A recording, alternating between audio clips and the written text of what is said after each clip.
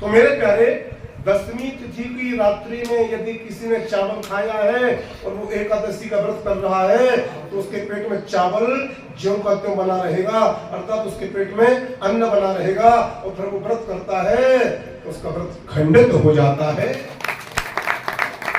क्योंकि पेट में चावल है, पेट में अनाज है, पेट में अन्न है, इसलिए वो एकादशी का व्रत खंडित हो जाता है। इसलिए दसवीं तिथि की रात्रि से ही एकादशी का व्रत करने वाले को चावल नहीं खाना चाहिए। लेकिन जगन्नाथपुरी में रह करके जो एकादशी का व्रत करते हैं, यदि वो चावल भी खा लेते हैं तो ना तो उनका व्रत खंडित होता है और उनको एकादशी व्रत करने का 1000 गुना फल प्राप्त होता है। ये मर्यादा, ये नियम, ये सिद्धांत ये केवल जगन्नाथपुरी तक ही सीमित है, भगवान जगन्नाथ स्वामी के दरबार तक ही सीमित है। जगन्नाथपुरी में एकादशी के दिन यदि आप चावल पा लेते हो तब भी आपको व्रत का ही फल प्राप्त होता है और 1000 गुना ज्यादा व्रत का फल प्राप्त होता है। ऐसा क्यों? यदि जगन्नाथपुरी के बाहर हम लोग चावल एकादशी को खा लें तो अगले जन्म में कीड़े बनना पड़ता है, रेंगने वाले। लेकिन वही चावल हम जब जगन्नाथपुरी में खा लेते हैं तो हमें एकादशी व्रत करने का फल भी मिलता है और वो भी 1000 गुना ज्यादा प्राप्त होता है। ऐसा क्यों? ऐसा कारण है, जरा ध्यान से सुनिएगा। बस 5 मिनट को कथा बोलने वाला हूँ। ये प्रसंग आज मुझे बोलना था, मैं तो सतन भैया हमसे बहुत नाराज रहते हैं, पूरी तरह सुलझाई तो आज सुन ही रहा हूँ, एक क्रम से सुलझा रहा हूँ। एक प्रसंग को हम बिल्कुल ऐसे सुलझाते आ रहे हैं, अब आप लोग सुलझ जाओ तो बहुत बड़ी बात है। हम तो एक एक चीज को सुलझा रहे हैं, तुम लोग सुलझ जाओ। तो जगन्नाथपुरी में चावल भी खा सकते हैं एकादशी के दिन और फिर भी आपको व्रत करने का ही फल मिलेगा और वो भी 1000 गुना ज्यादा मिलेगा। स्कंद पुराण भगवान साक्षी दे रहे हैं अपनी। एक बार क्या हुआ, देखो जगन्नाथ स्वामी का रूप सिंह, ये चावल है ना, उसको क्या कहा जाता है? भात। और केवल भात ही नहीं कहा जाता है, जैसे जगन्नाथ स्वामी जी को महाप्रभु कहा जाता है, उसी प्रकार जगन्नाथ स्वामी जी का जो भात है उसको महाप्रसाद कहा जाता है। महाप्रसाद है गोविंद, महाप्रसाद का महाप्रसाद भोजन की जो थाली लगे उसको महाप्रसाद नहीं कहा जाता। जगन्नाथ स्वामी जी का जो भात है अर्थात जो चावल है उन्हीं को महाप्रसाद कहा जाता है। एक बार की बात है, घटना बहुत पुरानी है, कथा श्री स्कंद पुराण जी की है कि एक बार ब्रह्मा जी जगन्नाथ स्वामी जी का प्रसाद पाने आ रहे थे जगन्नाथपुरी।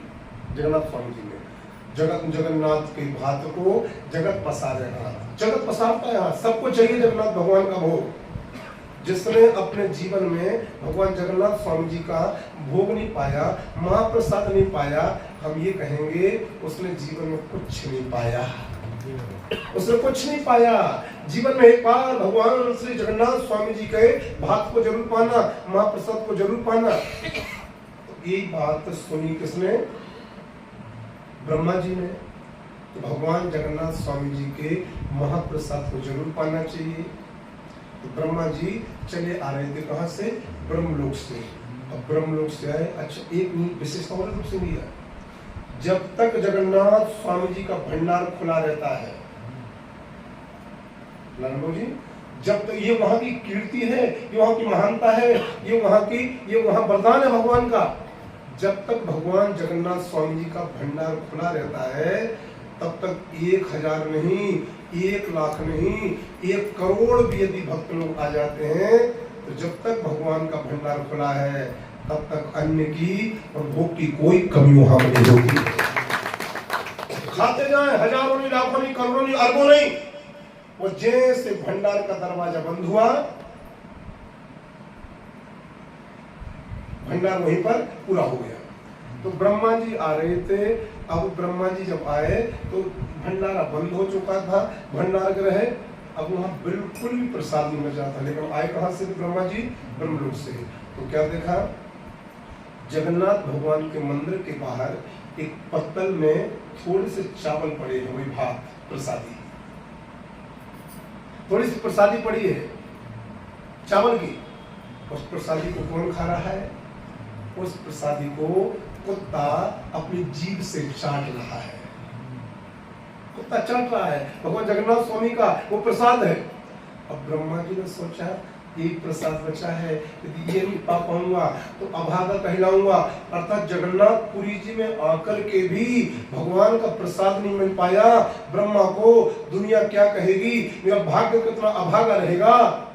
तो ब्रह्मा जी बिल्कुल पद प्रतिष्ठा का त्याग करके उसी कुत्ते के बगल में बैठ गए और उसी पत्तल में से कुत्ता जीभ से चावल चाट रहा था और ब्रह्मा जी अपने दोनों हाथों से भगवान के उस महाप्रसाद को पाने लगे। मेरे प्यारे ताली बजाओ। ब्रह्मा जी बिल्कुल बिना भेदभाव किए हुए एक ही पत्तल में वो कुत्ता और ब्रह्मा जी दोनों चावल अर्थात महाप्रसाद का भोग पा रहे थे। भाग्य की बात, संयोग की बात, उसी दिन एकादशी थी, उसी दिन एकादशी भी थी। तो जैसे ब्रह्मा जी चावल पा रहे थे और वो कुत्ता के साथ में बैठ के पा रहे थे, तो ब्रह्मा है, कोई साधारण इंसान नहीं है। ब्रह्मा जी के सामने माता एकादशी प्रकट हो गई। माता एकादशी जी प्रकट हो गई। जगत पिता ब्रह्मा, ये तुम क्या कर रहे हो? एकादशी के दिन चावल पा रहे हो। एकादशी के दिन चावल जो पाता है, आपको पता है अगले जन्म में वो रेंगने वाले कीड़े बनता है। और आप तो दुनिया के मालिक हो, जगत पिता हो, उत्पत्ति करने वाले हो, सिद्धांत आपके हस्ताक्षर के बिना तैयार नहीं होते हैं और आप ही ये चावल पा रहे हो एकादशी के दिन, और वो भी इस चांडाल अर्थात उस कुत्ते के साथ में। आपने तो पूरी नाक कटा दी, अपने सिद्धांतों को नष्ट भ्रष्ट कर दिया। जब नियम बनाने वाला नियम तोड़ेगा तो फिर नियमों का पालन कौन करेगा? एकादशी महारानी ब्रह्मा जी पर क्रोधित हो उठी और उसी वक्त जब एकादशी महारानी ब्रह्मा जी पर क्रोधित हो रही थी, ब्रह्मा जी के लिए अपशब्दों का प्रयोग कर रही थी, उसी वक्त मंदिर में से अर्थात जगन्नाथ स्वामी जी के मंदिर के कपाट खुले हैं और कपाट जैसे खुले स्वयं भगवान जगन्नाथ स्वामी एकादशी ब्रह्मा जी के सामने प्रकट हो जाते हैं। और आज भगवान श्री जगन्नाथ स्वामी जी ने एकादशी से कहा, हे एकादशी, तुम्हारा प्रताप पूरी दुनिया में होगा, तुम्हारा प्रताप 14 भुवनों में होगा, तुम्हारी महिमा पूरे 14 लोकों में गाई जाएगी, लेकिन तुम्हारी महिमा, तुम्हारा प्रभाव, तुम्हारा प्रताप इस जगन्नाथपुरी क्षेत्र में नहीं होगा, नहीं होगा। तुम्हारे यहां कोई प्रताप नहीं होगा, तुम्हारे यहां कोई प्रभाव नहीं होगा। क्यों? ये ब्रह्मा जी चावल पा रहे हैं, ये चावल नहीं है जिनको तुम चावल बोल रही हो, ये मेरा लगा हुआ भोग है, अर्थात इसका नाम महाप्रसाद है। प्रसाद पाओगे एकादशी के दिन तो तुम्हारा व्रत खंडित होगा, लेकिन जगन्नाथ भगवान का जो महाप्रसाद पाएगा उसका व्रत कोई खंडित नहीं होगा। एकादशी महारानी भगवान के क्रोध से लज्जित हो गई। भगवान ने कहा, आपने गलती तो बहुत बड़ी करी है, इसलिए हे एकादशी आप मेरे सामने खड़ी मत रहो, नहीं तो मेरी क्रोध की ज्वाला निकल जाएगी, आपको दंडित किया जाएगा। आपने यहाँ पर हमारे महाप्रसाद का तिरस्कार करवाया है, ब्रह्मा तिरस्कार किया है आपने इस महाप्रसाद की महिमा को नहीं जाना है, आपको उल्टा लटकना पड़ेगा। और भगवान श्री जगन्नाथ स्वामी जी ने एकादशी महारानी को लिया, बोले आप हमारे सामने मत रहो, तुमसे कहाँ लटके हैं? पीछे, जहाँ भगवान की पीठ है, भगवान जी पीछे ले गए और जाकर के एकादशी महारानी को भगवान ने उल्टा लटका दिया। और आज भी एकादशी महारानी जगन्नाथपुरी में उल्टी लटकी हैं, क्यों? इन्होंने भगवान के महाप्रसाद का अपमान किया था, इसलिए दंड भोग रही हैं। आज भी एकादशी महारानी जगन्नाथपुरी में उल्टी लटकी है, आज उल्टी लटकी है क्योंकि उन्होंने महाप्रसाद का अपमान किया। अब ये चावल महाप्रसाद जगन्नाथपुरी में कब से बन गए? एक समाधान ये होगा चाहते नहीं, ये प्रश्न बना रहता, ये जगन्नाथपुरी चावल कैसे बन गए, चावल महाप्रसाद कैसे बन गए? हम लोग तो महाप्रसाद नहीं कहते बाबू जी, आप लोग क्या कहते हैं? आप लोग चावल ही बोलते हैं। लेकिन जगन्नाथपुरी में चावल महाप्रसाद कैसे बन गए, इनको महाप्रसाद की संज्ञा क्यों दी गई, इनको महाप्रसाद क्यों कहा गया? एक बार की बात है, महाप्रभु वल्लभाचार्य जी भगवान श्री जगन्नाथ स्वामी जी का दर्शन करने के लिए जगन्नाथपुरी में पहुंचे और श्री जगन्नाथ जी के पुजारी जी ने भगवान जगन्नाथ स्वामी जी का ये भात प्रसाद, उस समय तक भात था, अभी महाप्रसाद कैसे बन रहा है अब हम आपको बता रहे हैं। तो पुजारियों ने वो भगवान जगन्नाथ स्वामी जी का भात भगवान वल्लभाचार्य जी को दिया।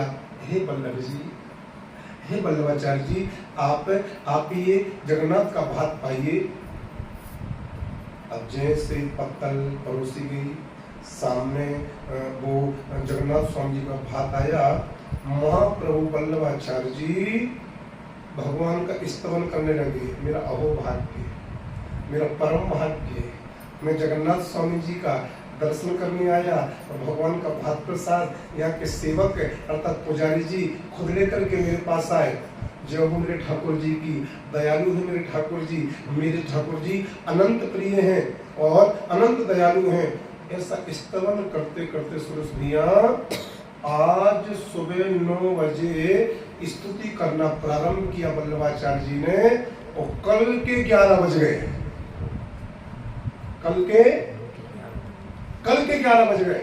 वो चावल पत्तल में ज्यों के तो रखे, तो मैं आपको सत्य बता रहा हूँ, कल तक उन चावलों का बाल बांका नहीं हुआ।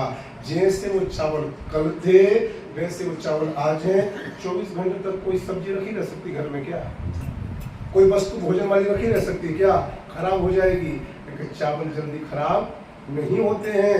महाप्रभु वल्लभाचार्य जी के चावल 24 घंटे से भी ज्यादा उनके सामने रखे रहे, क्योंकि स्तुति में डूबे थे।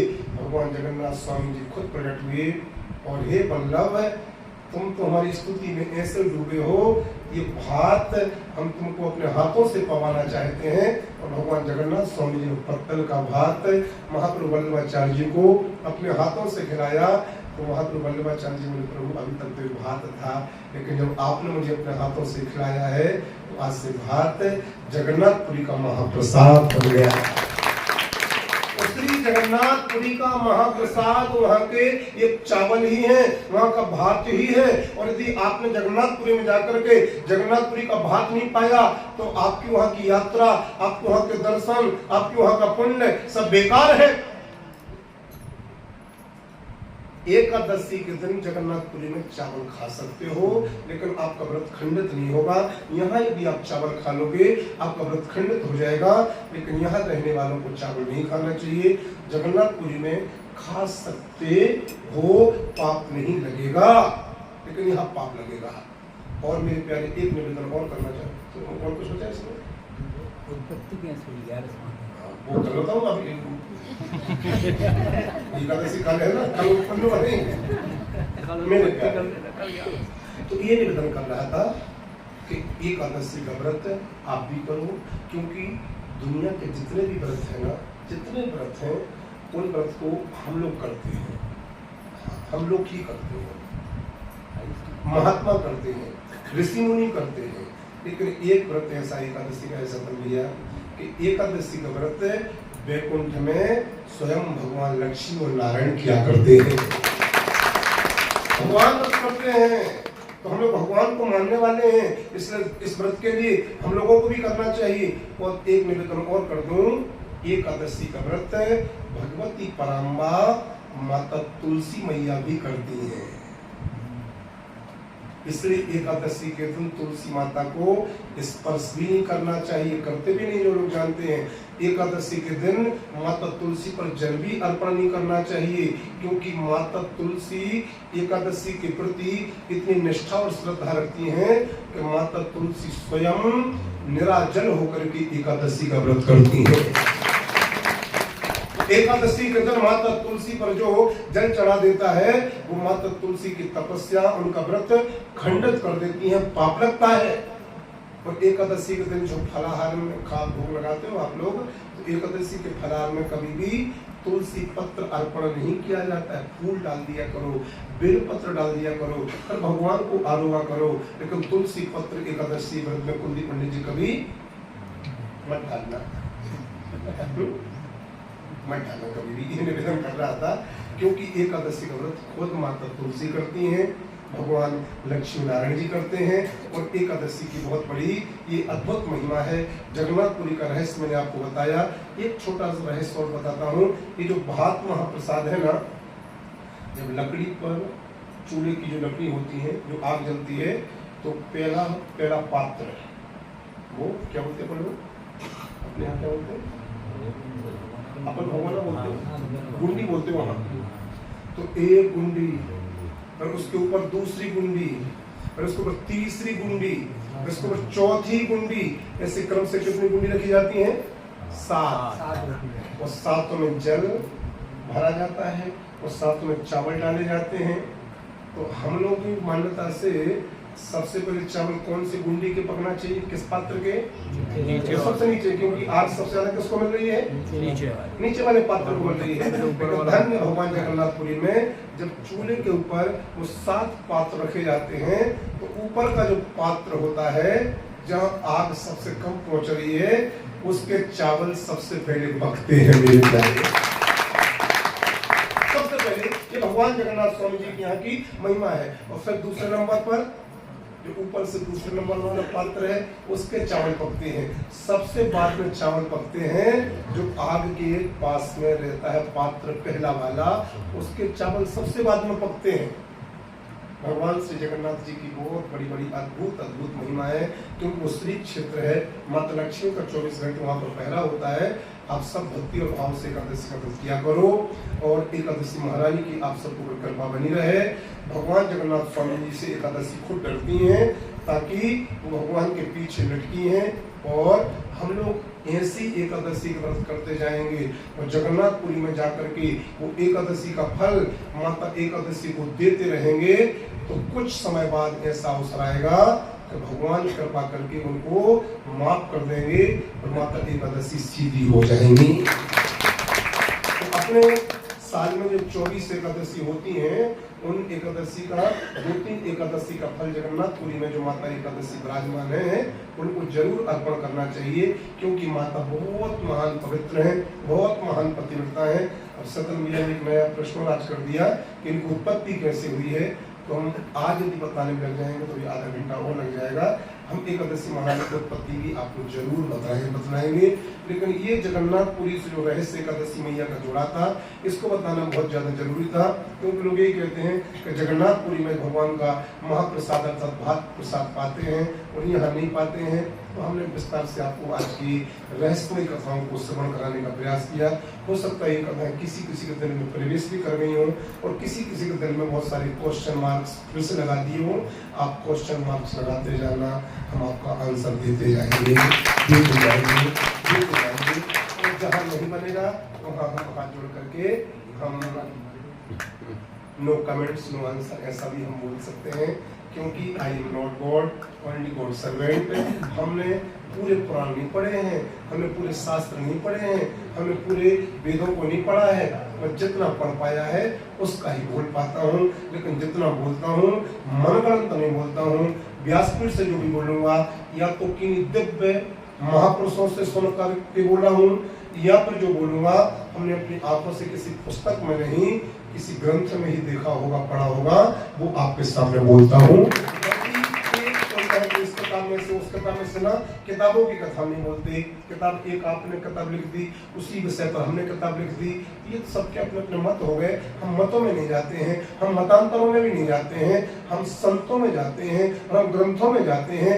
क्योंकि ऐसा कहा जाता है कि संत यदि एक शब्द बोल देता है, तो संत का एक शब्द बोला एक मंत्र बन जाता है, और संत कुछ लिख देता है तो संत का लिखा हुआ एक शब्द एक ग्रंथ बन जाता है। मेरे प्यारे, संत जो बोले वो मंत्र बनता है, और संत जो लिखे वो ग्रंथ बनता है। इसमें हम संतों की बात मानते हैं, संतों और गुरुजनों को ही हमने पूजा है, और उन्हीं की बातों को आज हमने आपके यहाँ तक पहुँचाने का प्रयत्न किया, प्रयास किया। आज द्वादश दिवस सत्संग भगवान का डिवटिया धाम में पूर्ण होता है। मैं आप सबके प्रति मंगल प्रार्थना करता हूँ और अपनी वाणी को विश्राम करता हूँ। अब करेंगे 2 मिनट भगवान के नाम का संकीर्तन, उसके बाद में करेंगे आरती। और कल एकादशी का व्रत है, आप सब लोग एकादशी का व्रत कीजिएगा। हम भी बचपन से एकादशी करते हैं, हमारे स्वामी जी ने हमें बचपन से एकादशी कराई है। हमारी एकादशी के प्रति बहुत बड़ी श्रद्धा है। महाप्रभु वल्लभाचार्य जी ने आज भोग रखा सामने, और पाया कब? अगले दिन पाया। इसे एकादशी का पारायण कब होता है? हर व्रत का पारायण हो जाता है शाम को, लेकिन एकादशी का पारायण होता है अगले दिन। इस सिद्धांत महाप्रभु वल्लभाचार्य जी का है मेरे प्यारे। एकादशी सवारी की जाती है। बाबू जी ठीक है ना?